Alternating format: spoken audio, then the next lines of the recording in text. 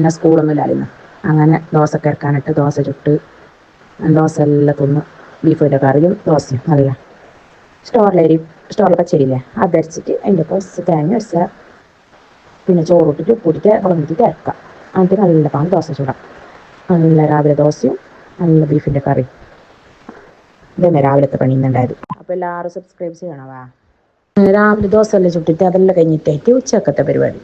ഉച്ചക്ക് ചോറും നല്ല അയിലൻ്റെ കറിയും അയില കാച്ചിയതും മാങ്ങ നല്ല പണിയിലുണ്ടത്. അപ്പത്തിൻ്റെ ഓർഡറൊന്നുമില്ല, മഴയല്ല ഭയങ്കരം.